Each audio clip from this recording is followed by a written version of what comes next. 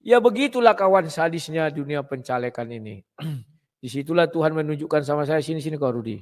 Jangan kau coba-coba lagi caleg. Ya katanya, kau lihatlah ini ha. Ini orang yang kau tolong itu. Kau kira mau mendukung kau? Enggak, pergi dia ke yang lain. Kalau enggak kau kasih dia uang. Enggak mau dia nolong kau, percaya. Selama 6 bulan bagi-bagi laku sembako di situ. Di situ pula aku dibesarkan kan. Malah dijual suara orang-orang kampung itu kepada antek-antek koruptor ini. Ngeri kawan.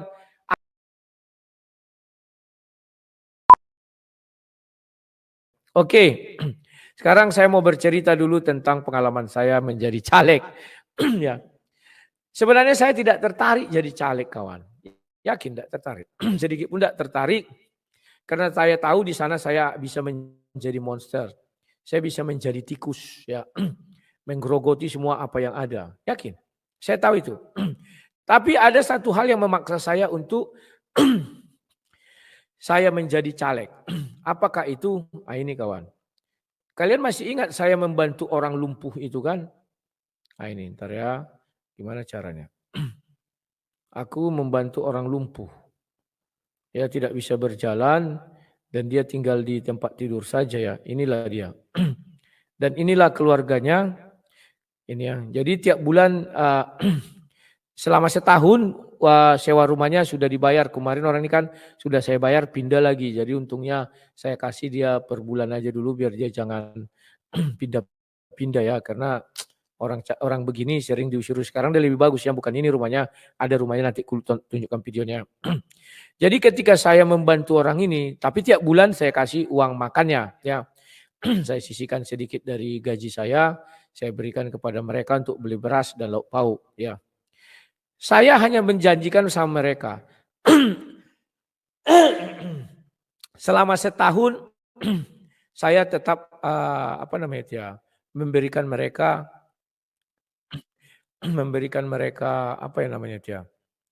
bantuan ya. Karena kondisinya bapak itu lumpuh. Tadinya dia sudah dibuang oleh ibu ini, akhirnya saya suruh diambil. Biarlah saya kasih sewa rumah dan uang makan selama 1 tahun. Nah, setelah 1 tahun bagaimana? Kemana dia? Kan itu. Itulah yang membuat saya berpikir ada lowongan kerja dari pemerintah. Lowongan kerja itu kawan. Menjadi seorang caleg. Maka saya ikutlah mendaftar lowongan kerja itu jadi PNS. PNS tahunan. PNS 1 periode. Dengan harapan saya bisa lolos seleksi dan bisa menjadi caleg. Maka selama 5 tahun orang ibu ini tidak lagi menerima yang ancaman kelaparan, ancaman diusir, pokoknya yang begitu-begitulah. Kenapa saya berani mengatakan demikian? Ya memang iya kawan ya. Kalau kita lihat kondisi mereka sangat memprihatinkan ya. Kemarin aku terakhir datang ke rumah mereka, si bapak itu dia tidak pakai yang dilubangi ke lubang kencingnya itu. Kalau kita bilang begitu, nanti datang keledai. Wah ini pornografi, porno aksi katanya. Dia bicara tentang lubang kencing katanya. Wah ini padahal kita bilang alat kesehatan pispot. Apa namanya? Oh ya kateter pispot pula. Kalau pispot dimasukkan besar kali ya. Kateter. Bukan keteter. Kalau keteter dia nggak sanggup mengejar. Jadi keteter lah dia. Kateter ya. Nah kateternya itu diakali mereka lah dari jeregen. Untung nggak dari drum. Sebab dari drum kan ngeri juga kawannya. Dari jeregen ditaruhlah di situ kateter itu biar bisa dia buang air ya. Saya cari dulu videonya konek. Aduh. Saya kasihan sekali sih tapi boleh buat apa? Apa boleh buat? Mana yang benar? Apa boleh buat apa? Ini. Ya. Ini terakhir kami berkunjung ya. Sabar ya. Itu saya buat nama kunjungan kami namanya Yayasan Kasih Sang Debater ya. Udah mulai bekerja kami kawan. Jadi jangan kalian bilang kami tidak bekerja ya. Sudah banyak pekerjaan yang kami lakukan. Bukan hanya ini saja ya. Tunggu aku tampilkan ya. Biar kalian tahu. Ini dia. Iko dia. Ini dia. Jadi inilah pekerjaan kami. Selama yayasan berdiri sudah ada beberapa orang yang kami santuni. Orang-orang lumpuh seperti ini nih, ntar. Mungkin kalian sudah pernah lah aku tunjukkan ini enggak? Bapak Simanjuntak yang terbaring, tapi sekarang ada perkembangan. Tangannya udah bisa diangkat, kakinya udah, kalau dulu nggak bisa, cuma tenaga yang belum, dan beliau sudah bisa duduk meski harus dibantu. Cuman yang memprihatinkan ini, pertama lihatlah kondisi tempat kita, nanti cuma kita pakai logika itu nggak ada diganti jadi Cilegon ya.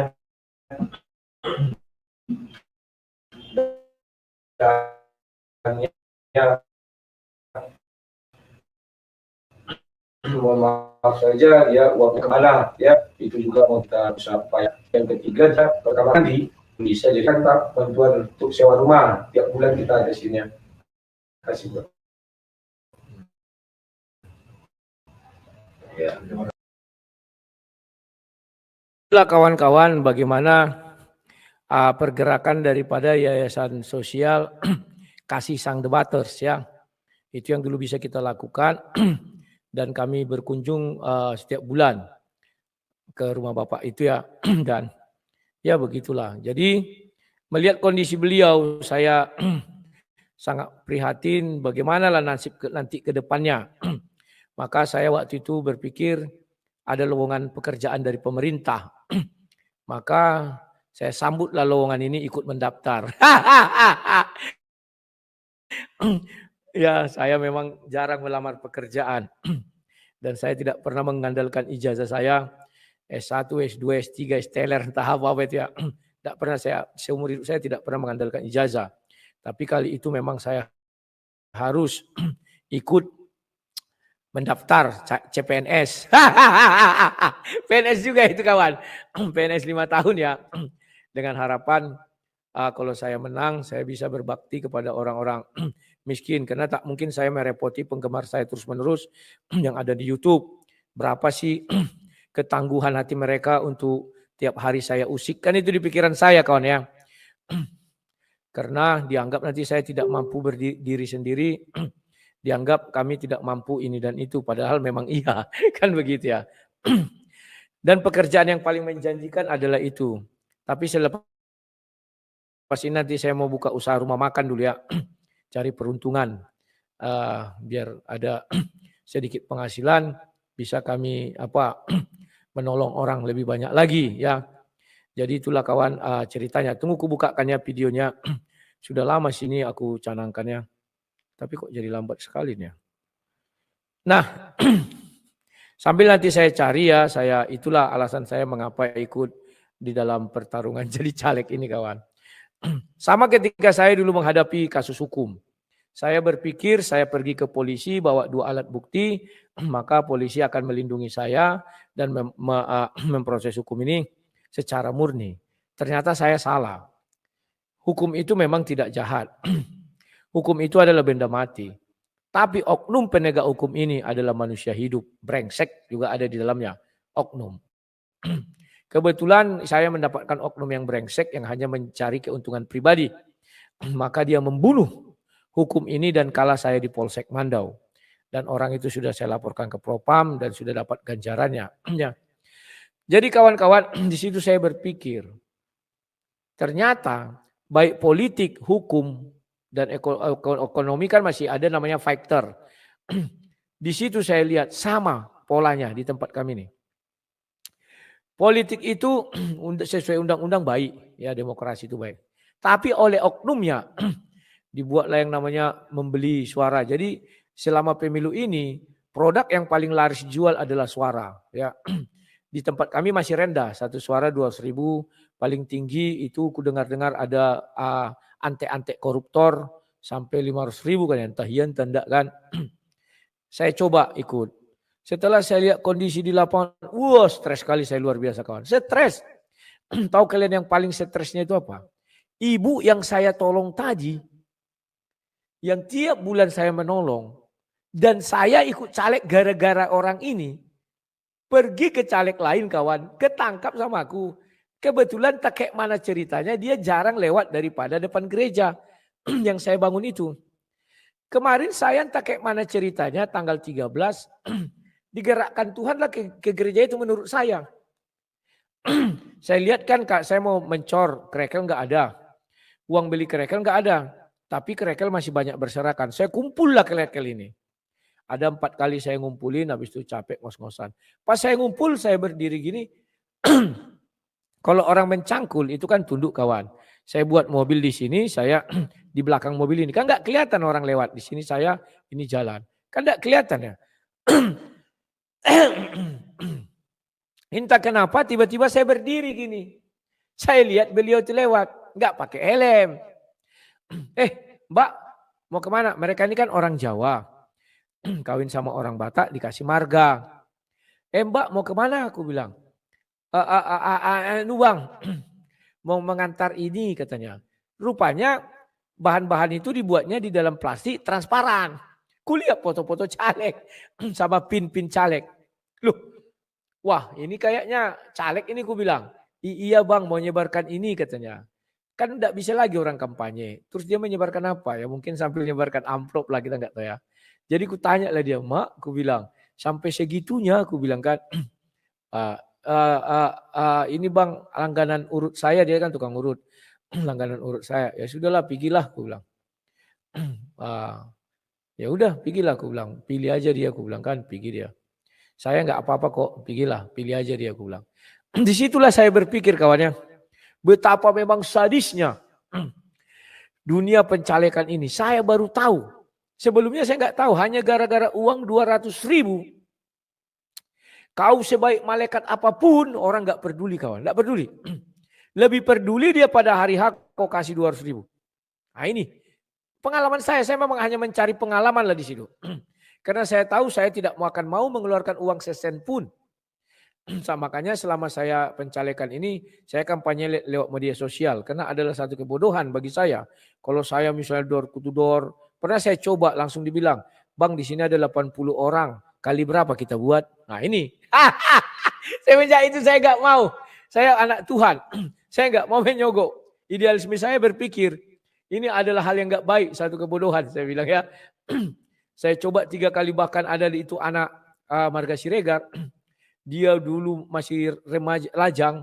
Kalau ada kesusahannya selalu menghubungi aku. Bahkan bapaknya masuk rumah sakit, mobilku dipakai dulu ya. Pokoknya apa kurangku lagi sampai dulu belum ada musim pencalekan loh. Mati bapaknya aku syutingkan segala macam lah aku buatkan gratis. Dia mau kawin, ku kasih uang untuk kawin dia. Aduh, menjemput istrinya. Pas waktu itu aku minta tolong apa dibilangnya. Paman, langsung manggil paman dia. Kalau tempat kami kalau sudah manggil paman, itu ibaratnya sudah mulai bicara tegas. Apa kita janjikan sama orang-orang ini kan ya kan? Aku bilang bantu dulu abangmu ini. Ya kau kan pemusik, bantu dulu agar pemusik kumpul lah kita ada yang mau kubicarakan. Oke bang katanya. Di warung kopi lah kita. Oh nggak bisa ini belum musim kampanye. Aku bilang di rumahku aja. Pas besoknya lah kan. Tapi aku hari ini ada kerja besok lah kan? Iya besok.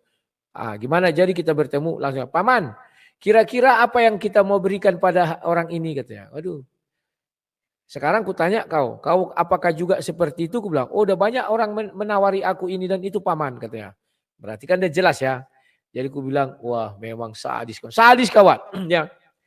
Saya baru tahu. Sebelumnya saya nggak tahu.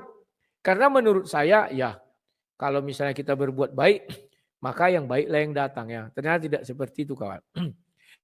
Bahkan aku yang mau kubilang lebih sadis, aku bangunkan gereja untuk jemaat kawan. Tahu kalian? Saya memang tidak pernah menuntut. Saya hanya ingin tahu. Jemaat itu pun yang tiap hari mendoakan saya, tak memilih saya. Ngeri. Saya hanya elus dada. Saya telepon, di mana kau? Lagi di TPS. Kau calon siapa kau? Aku bilang kan. Datang dia dibilangnya, aku Syanu. Sudah adalah orang dia. Aku saksi. Ngapain kau di TPS saksi Syanu? Kalau sudah saksi kan dapat uang dan wajib memilih dia kan. Disitulah aku tahu kawan. Gereja pun ku bangunkan dengan kita bukan ibaratnya biar orang itu milik kita enggak lah ya. Tapi kita menguji lah sejauh mana sih bahwa orang-orang di tempat kami ini mengerti apa itu perbuatan baik dan apa itu balas baiknya? Nggak ngerti kawan, nggak ada. Penting nggak ada uang kau, nggak aku pilih kau. Ada uang kau, aku pilih kau. Mau kau bangun hantu belau, mau kau bangun pun rumah Tuhan sebesar apa, nggak peduli. Nah itu. Aduh kawan, ngeri. Bahkan sekarang pun saya khawatir, pendetanya pun tak pilih saya. Tapi mudah-mudahanlah beliau memilih saya ya. Mudah-mudahan. Kalaupun tidak memilih saya nggak pernah marah. Cuman saya kan hanya ingin tahu seberapa hebat saya menghadapi keganasan dari caleg ini. Ternyata kuat kali kawan. Nggak sanggup aku kawan, nggak sanggup. Nggak sanggup. Itulah. Orang yang kutolong, yang lumpuh pun kawan. Hanya gara-gara dia ini aku mau caleg. Bisa lari ke orang lain, nggak ngerti aku. Aku tidak ada niat caleg kawan. Tapi karena aku lihat orang ini, aku hanya berani, hanya menggaransi setahun ku tolong. Selebihnya aku nggak sanggup. Mau pakai apa lagi nolong orang ini? Sewa rumah harus dibayar tiap hari, tiap bulan. Itonya itu tukang urut. Lantas dari mana uangnya? Dia nggak bisa apa-apanya di tempat tidur lagi nih. Aduh kawan. Nggak ngerti aku kawan, ngeri. Tunggu aku ambil. Ini videonya. Oh bukan. Video pertama sekali kami ya. Sebelum ada musim-musim pencalekan itu. Tunggu ya. Dia udah jauh-jauh hari kawan. Sebelum ada musim pencalekan. Sabar dulu ya, sabar dulu. Sabar dulu. Aku lihat dulu. Ngeri kawan, disitulah aku baru sadar. Ternyata memang beginilah sadisnya apanya. Tapi aku memang berpikir juga kawan. Kalau aku pun jebol, pasti aku akan dicari-cari masalah. Dan bisa aku jadi objek maupun subjek politik untuk pengalihan isu.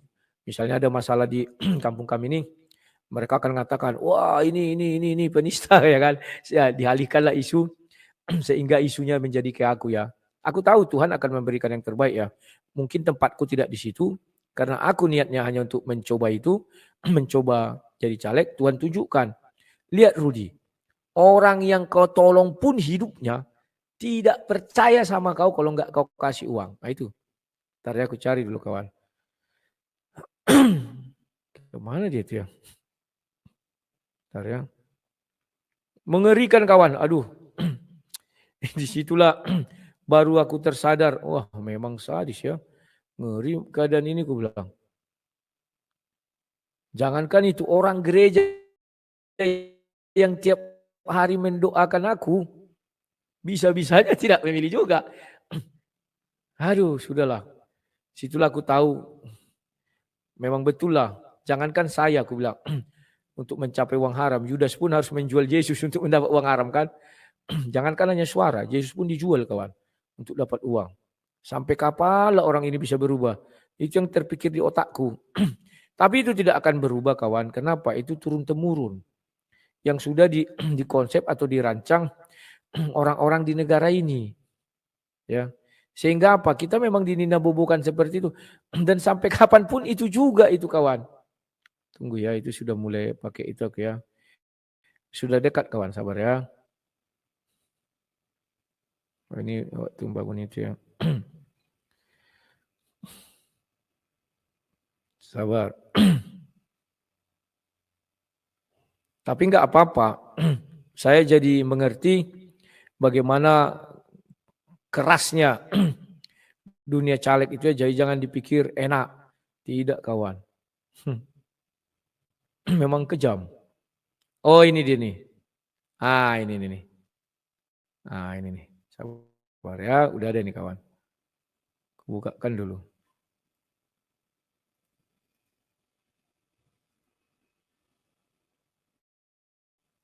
Ini sudah lama ini. Udah berapa bulan ini ya. 17 Oktober 2023 ya. Nah ini ntar. Sekarang saya di rumah Bapak Semanjuta. Ya, saya mau mengasihkan janji saya selama setahun memberikan yang namanya bantuan untuk perumahan ini. Kemarin mereka di sana udah pindah lagi ke sini ya untuk rumahnya dan juga untuk biaya sedikit lah membantu biaya makannya ya. Ini Pak ada Nah, biar bisa dia dengan anak ini anaknya nggak sekolah lagi gara-gara keadaan. Kawan-kawan, saya berjanji hanya 1 tahun. Dan ini sudah masuk bulan ke-5 kalau nggak salah ya. Selepas ini apa yang mau kita lakukan ya? Saya hanya mampu setahun. Maka dari itu baju putih ini akan saya ganti kawan-kawannya dengan baju PSI. Nah ini kawan. Di sini saya gantungkan harapan bisa Bapak ini nanti ke depan tetap memperoleh bantuan seperti ini. Ya, ini PSI kawannya. 5 tahun ke depan ini merah dan putih. Ini suci, ini berani. Ya, saya berani melakukan ini karena inilah satu-satunya cara saya agar bisa 5 tahun ke depan Bapak ini tetap aman, tetap bisa saya bantu. Sekarang tinggal kepada kalian ya.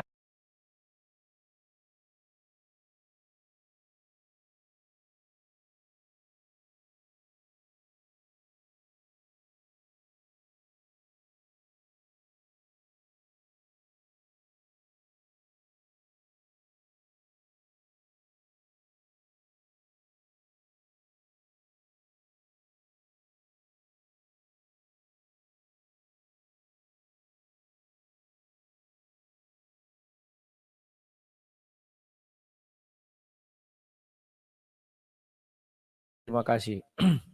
Jadi itulah kawan-kawan yang melatar belakangi saya untuk mendaftar menjadi PNS di lingkungan dewan ya.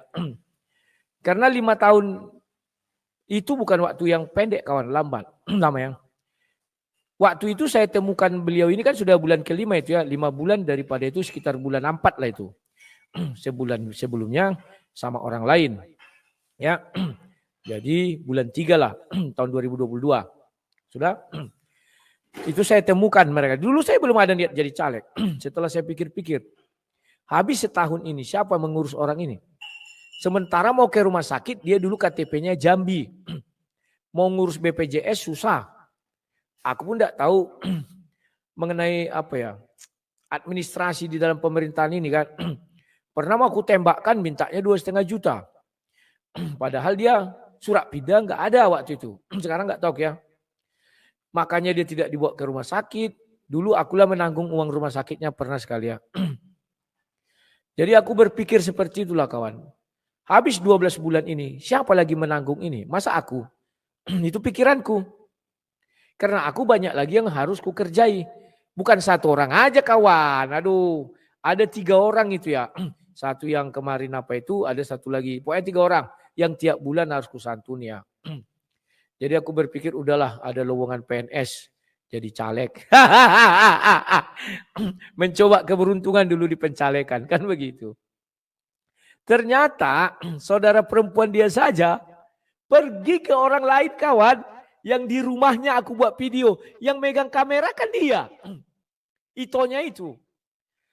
Aduh, aku bilang sadis memang dunia pencalekan ini kawan. Itonya yang megang kamera itu kawan, itonya. Aku bicara didengar dia. Kenapa saya harus mengganti baju ini? Karena 5 tahun lagi bagaimana orang ini? Harapan saya kalau saya caleg kan tinggal buat disposisi misalnya ke rumah sakit RSUD segera dipindahkan, dirawat di sana kan begitu. Sampai sekarang kan tidak dirawat, hanya di situ aja. Yang kebetulan fisik dia kuat. Padahal sudah pakai jeregan lagi buang kencingnya itu kan. Untung nggak pakai drum. Sempat pakai drum, bakteri apa lagi yang mau masuk kawan. Jeregan itu pun kupikir nggak higienis lagi kecuali kasih alkohol terus ya. Selangnya pun udah tua kali, aduh. Ya begitulah kawan sadisnya dunia pencalekan ini. Disitulah Tuhan menunjukkan sama saya, sini kau Rudi. Jangan kau coba-coba lagi caleg. Ya katanya, kau lihatlah ini ha. Ini orang yang kau tolong itu. Kau kira mau mendukung kau? Enggak, pergi dia ke yang lain. Kalau enggak kau kasih dia uang. Tidak mau dia nolong kau, percaya. Lebih bagus dia ke orang lain. Ngeri kawan, ngeri. Aduh. Ngeri. Tapi ya sudahlah, itulah dulu yang ada. Kita bisa apa? Dan itu membuat aku menjadi tersadar memang fashionku enggak di sana. Biarlah bagaimana nanti menolong Bapak itu kupikirkanlah. syukur-syukur ada masih orang-orang Kristen yang baik hati membantu saya untuk menolong dia melalui Yayasan Kasih Sang Debater ya. Sebulan depan aku sudah mulai aktifkanlah Kasih Sang Debater ini ya. Selama ini kan nggak boleh bergerak kawannya memberi uang, nggak boleh. Maka yang memberi uang itu kan ketua yayasan itu ya. Makanya ya itulah pengalaman saya. Mudah-mudahan kalian tidak menirunya. Karena kalau kalian nggak banyak uang, jangan coba-coba jadi caleg. Kecuali kalian tokoh masyarakat pun tidak bisa kawan. Ya sudahlah, itulah dulu yang ada, ya itulah dulu yang kita nikmati.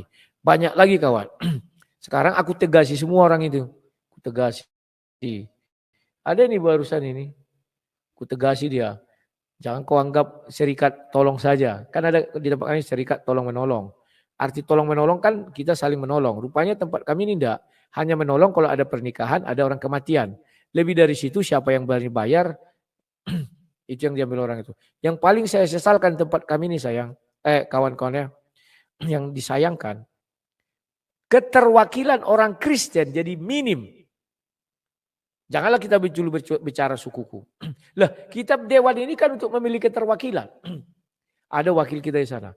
Karena suara orang Kristen itu pun dijual oleh oknum-oknum kepada antek-antek koruptor itu. Bapaknya dulu ketangkap korupsi ya.